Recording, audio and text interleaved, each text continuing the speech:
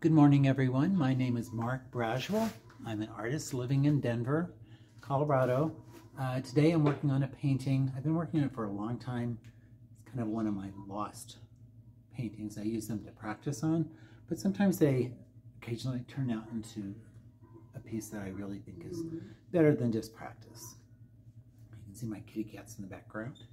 I'm going to do today, I have it primarily painted the way I want it, but I definitely need to add some depth to it because it's kind of flat.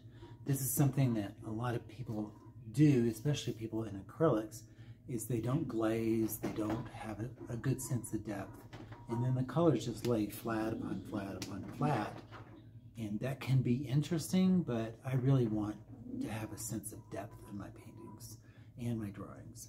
So today I'm going to show you how I glaze something like this. I'm going to go over it with the glaze, kind of my custom glaze, which is phthalo green, alizarin crimson, and dioxazine purple. I think these give you a really good blue-greenish color, but dark because of the red. I'm basically going to cover most of this painting with it, and then I'm going to take away most of it and just leave the depth in there, and maybe you'll see a big difference. So let me get this where I need it to be. There you go. So you have a pretty good idea of what it looks like now. I'm going to turn it there so you can see it this way. So what's happening here is I really like the colors I use. This is one of my favorite trick colors right here. If you just take yellow and black together, mix both of those together, you get this kind of really dark army green. And then if you add white to it, you get this yellow, olivey, light color, which I really enjoy. So, but it needs depth. It's kind of flat, so I'm going to do that. So let me show you. So I'm going to use dioxazine purple. This is just the basics kind, real cheap. I normally get a really nice one because I think these colors really need a good paint. So here's, this is Liquitex, alizarin crimson. So I'm going to put just a little bit. I'll show you the proportions in just one sec. And then phthalo green. Golden, Liquitex, both of those are great acrylic paints.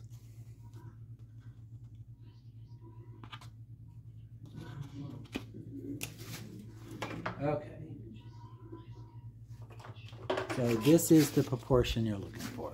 This is the purple, this is the green, and that's the red. I'm going to mix all of these together. So I usually just put some water in it. And then I'm going to pre-wet this. So I'm not going to drench it, but I do want the surface to be somewhat moist. So what I do is I just kind of let the water go in there, kind of dab it off with a rag.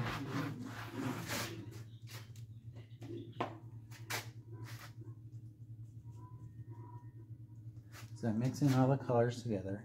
Now you can get a better idea of, well, yeah, there you go. Kind of purpley green, red, really nice variants of color.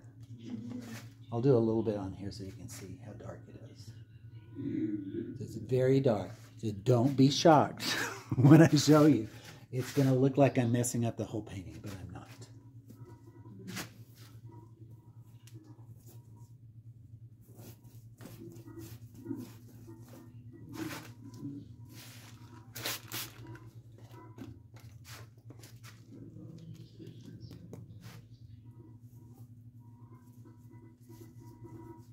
Another really good color to do this is Prussian blue. I think Prussian blue has the blacks in it that you need. So now I'm just going to come in here and very roughly paint this. I think a lot of times when I see people kind of get very delicate with their brushwork, I'm like, you know, have you ever tried really moving the paint around? It seems like sometimes people are afraid of the brush rather than going, oh, I need to really push it harder. I need to do this, that. Excuse me.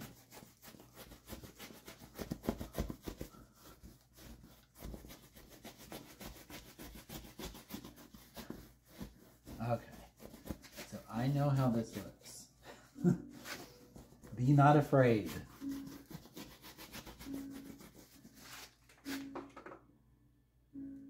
So I use two different things when I rub this out. One is just a plain old rag, it's like a shop rag.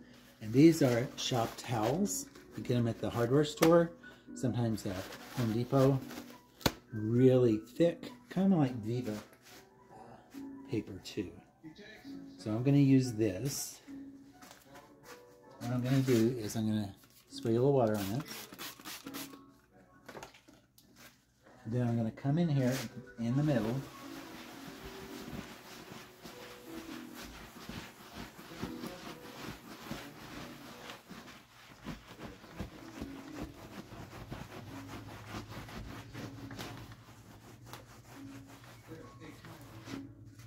Okay, that's a good first start on here. I'm just going to flip it over.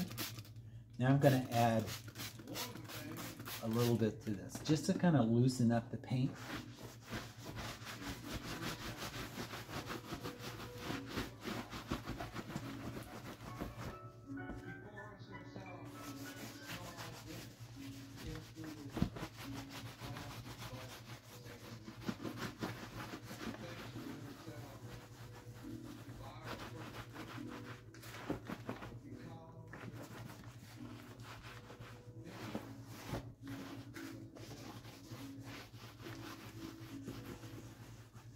So right now, I'm about halfway there, or where I want to be. Because I do like the color scheme that I had, so I don't necessarily want to get rid of that.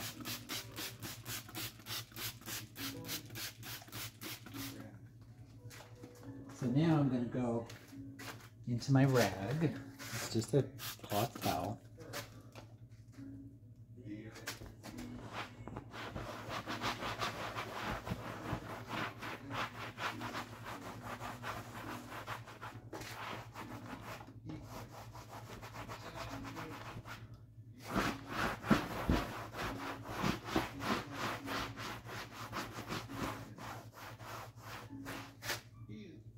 Now it'll come off like that, so just flip it around.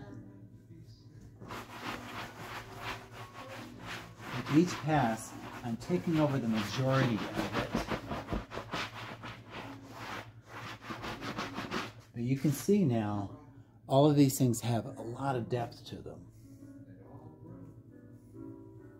I'm going to keep going. Definitely this is going to be lighter, because it's pink. That's going to be way lighter. That's going to be lighter.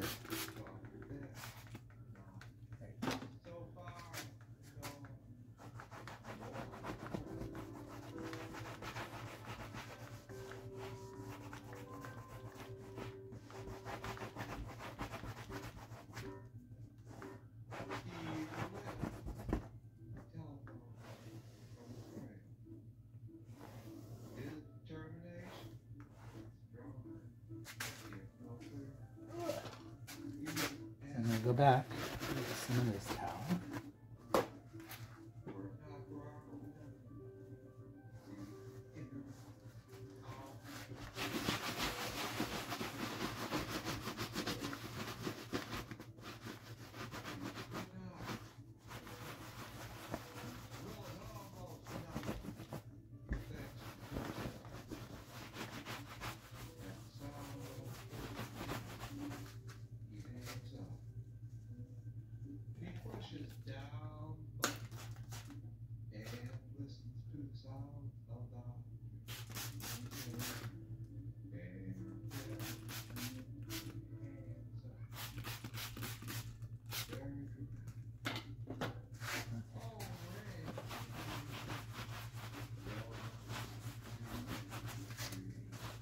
There we go.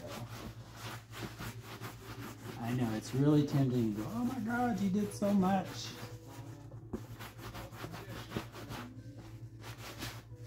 Of cool thing about doing it this way is it gives you that depth that you don't get when you do color on color. Sometimes color, if you're not blending it wet on wet, which means wet paint, wet canvas, you don't get that blending that you want. And I don't want it to be smooth. I want it to be very textured. A little bit more there.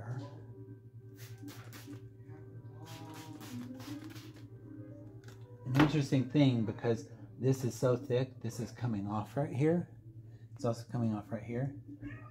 I'm not really freaking out about that kind of stuff. Actually, I kind of like how it goes dot, dot, dot, like that. So I may leave it. Who knows?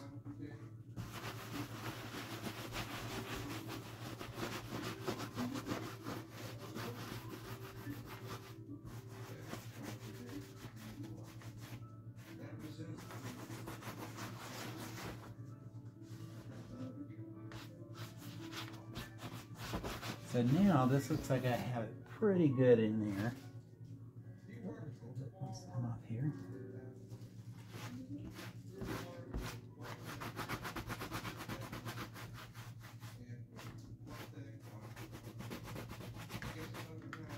So generally you see a lot of this happening in here. That's fine, I'm going to paint over it again. But if it's loose like that, it has too much texture. I'm not really that interested in it. So now, as a final finishing touch of just the glaze, I'm going to get real specific. So instead of doing the whole thing, I might want one part of it very bright as opposed to the rest of it.